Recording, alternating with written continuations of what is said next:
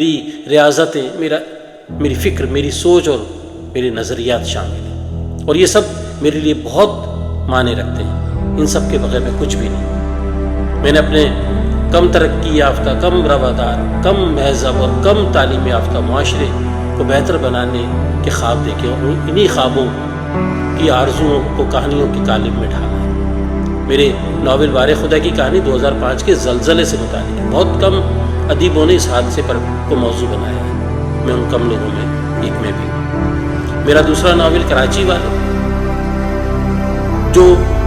جس کے بارے میں میں پوری یقین کے ساتھ یہ کہہ سکتا ہوں کہ کراچی والے کا جو موضوع ہے اس پر اب تک کسی اور نے قلم اٹھانے کی جرات نہیں کی۔ میرے لیے بہت آسان تھا اور مواقع بھی تھے کہ میں اپنے ناول کو سیاسی پلیٹ فارم کے ذریعے سے پیش کر کے مستفید ہوتا، مگر میں نے ایسا نہیں کیا،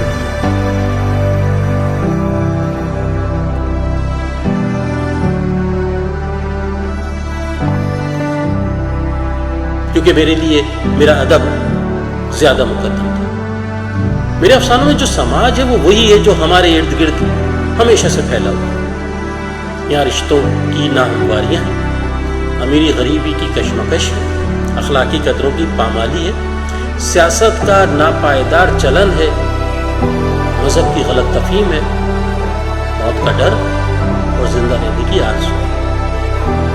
میں نے انہیں بکھرے ہوئے موضوعات کو اپنے 125 افسانوں میں کی لڑی میں پروتے ہوئے ایک ادنا سی جسارت کی۔ میری افسانے 7 مجموعوں میں بکھرے ہوئے: بیساکھیاں 1996، 16 آنے 1998، اب کہانی میں بادشاہ نہیں ہوتے 2001، کرداروں میں بٹی ہوئی زندگی 2005، مجسمہ اور دوسرے افسانے 2007، کولاج 2011، آدم اور خدا 2015، اور سب سے آخر میں میری آپ بھی تھی مسافر 2025 ہے۔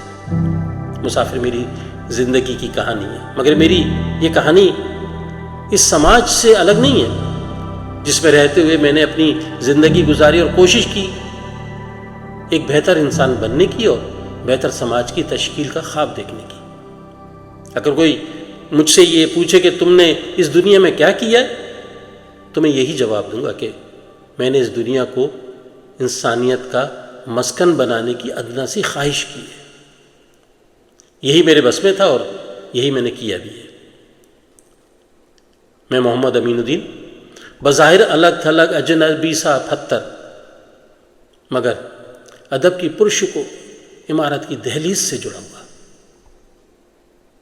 بہت بہت شکریہ۔